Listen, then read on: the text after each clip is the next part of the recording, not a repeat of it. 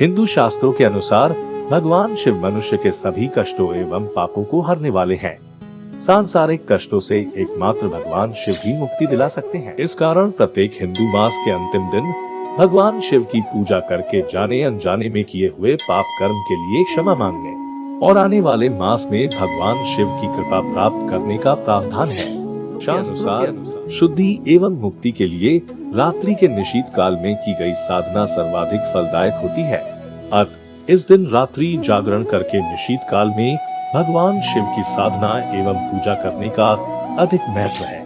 महाशिवरात्रि वर्ष के अंत में आती है, अतः इसे महाशिवरात्रि के रूप में मनाया जाता है एवं इस दिन पूरे वर्ष में हुई त्रुटियों के लिए भगवान शंकर से क्षमा याचना की जाती है तथा आने वाले वर्ष में उन्नति एवं सद्गुणों के विकास के लिए प्रार्थना की जाती है। परंतु क्यों मनाया जाता है यह त्योहार और महाशिवरात्रि के व्रत का क्या फल मिलता है? यह व्रत क्यों रखा जाता है और क्या अनजाने में भी किया हुआ महाशिवरात्रि व्रत फलदायी होती है? यही सब का उत्तर आज हम जानेंगे हमारी आज की इस वीडियो में। नमस्कार मित्रों, स्वागत है आपका अपने ही चैनल पौराणिक वर्ल्ड में।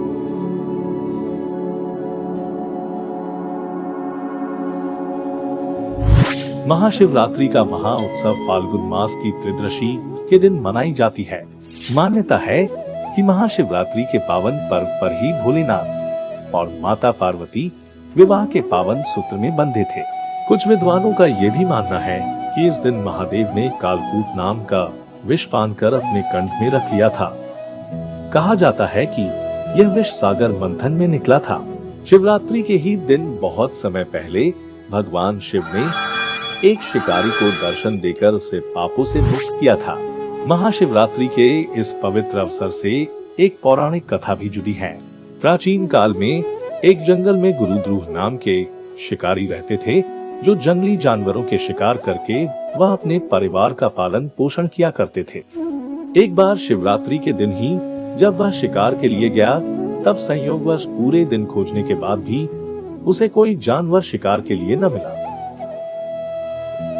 चिंतित होकर कि आज उसके बच्चों, पत्नी एवं माता पिता को भूखा रहना पड़ेगा, वह सूर्यास्त होने पर भी एक जलाशय के समीप गया और वहां एक घाट के किनारे एक पेड़ पर अपने साथ थोड़ा सा जल पीने के लिए लेकर चढ़ गया, क्योंकि उसे पूरी उम्मीद थी कि कोई न कोई जानवर अपनी प्यास बुझाने के लिए यहाँ जरूर आएगा। वह पेड़ बेल पत्र का था और इसके नीचे शिवलिंग भी था, जो सूखे बेलपत्रों से ढक जाने के कारण दिखाई नहीं दे रहा था। रात का पहला प्रहर बीतने से पहले ही एक हिरणी वहां पर पानी पीने के लिए आई। उसे देखते ही शिकारी ने अपने धनुष पर बाण साधा। ऐसा करते हुए उसके हाथ के धक्के से कुछ पत्ते एवं जल की कुछ बूंदें पेड़ के नीचे बने शिवलिंग पर गिरी और अनजाने में ही शिकारी की पहले प्रहर की पूजा हो गई। हिरणी ने जब पत्तों की खटखटाहट सुनी तो घबरा कर ऊपर की ओर देखी और भयभीत होकर शिकारी से कांपते हुए बोली, मुझे मत मारो। शिकारी ने कहा कि वह और उसका परिवार भूखा है, इसलिए वह उसे नहीं छोड़ सकता। हिरणी ने शपथ ली कि वह अपने बच्चों को अपने स्वामी को सौंप कर लौट आए। शिकारी को उसकी आस नहीं हो रहा था। उसने फिर से शिकारी को ये कहते हुए अपनी बात का भरोसा करवाया कि जैसे सत्य पर ही धरती टिकी है, समुद्र मर्यादा में रहता है और झरनों से जल धाराएं गिरा करती हैं, वैसे ही वह भी सत्य बोल रही है। शिकारी को उस पर दया आ गई और उसने जल्दी लौटना कहकर उस हिरनी को जाने दिया। थोड़ी ही देर गुजरी कि एक और हिरनी वहां पानी पीने आई।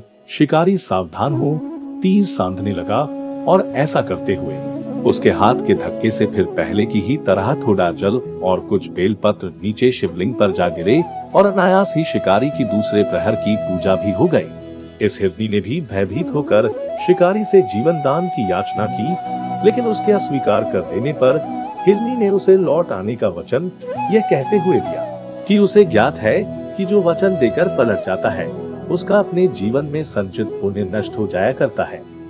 उस शिकारी ने पहले की तरह इस हिरनी के वचन का भी भरोसा कर उसे जाने दिया। तो वह इसी चिंता से व्याकुल हो रहा था कि उनमें से शायद ही कोई हिरनी लौट के आए और अब उसके परिवार का क्या होगा।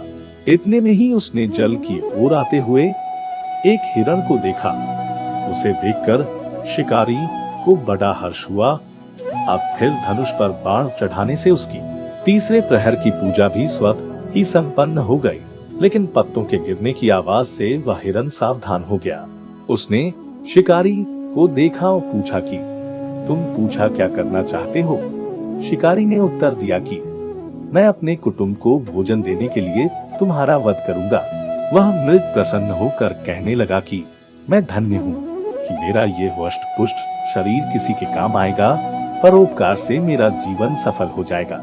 लेकिन एक बार मुझे जाने दो ताकि मैं अपने बच्चों को उनकी माता के हाथ में सौंपकर और उन सबको धीरज बंधा कर यहाँ लौट आऊं। शिकारी अब और प्रतीक्षा नहीं करना चाहता था, इसलिए वह विनम्र वाणी में बोला कि जो यहाँ आए सभी बातें बनाकर चले गए और अब तक नहीं लौटे। यदि तुम भी झूठ बोलकर चले जाओगे तो मेरे परिजनों का क्या होगा। अब हिरण ने यह कहते हुए उसे अपने सत्य बोलने का भरोसा दिलवाया कि यदि वह लौट कर न आए तो उसे वह पाप लगे जो उसे लगा करता है, जो सामर्थ्य रहते हुए भी दूसरे का उपकार नहीं करता। शिकारी ने उसे भी यह कहकर जाने दिया कि शीघ्र लौट आना।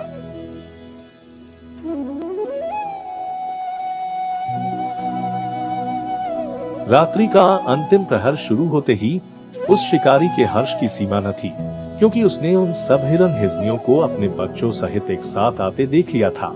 उन्हें देखते ही उसने अपने धनुष पर बाण रखा और पहले की ही तरह उसकी चौथे प्रहर की भी शिव पूजा संपन्न हो गई। अब उस शिकारी के शिव कृपा से सभी पाप भस्म हो गए। इसलिए वह सोचने लगा, ओह, ये पशु धन्य है जो ज्ञानहीन होकर भी अपने शरीर से परोपकार करना चाहते हैं। लेकिन धिक्कार है मेरे जीवन को कि मैं अनेक प्रकार के कुकृत्यों से अपने कुटुंब का पालन करता रहा। अब उसने अपना बाण रोक लिया तथा सब लोगों को यह कहकर कि वे धन्य हैं वापस जाने दिया।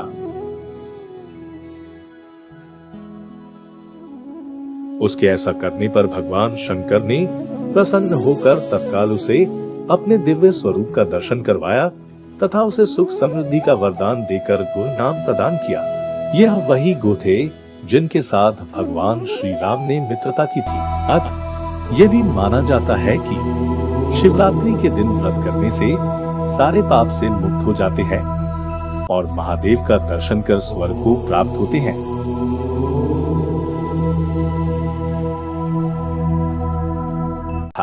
शिवरात्रि के दिन भगवान शिव की आराधना की जाती है।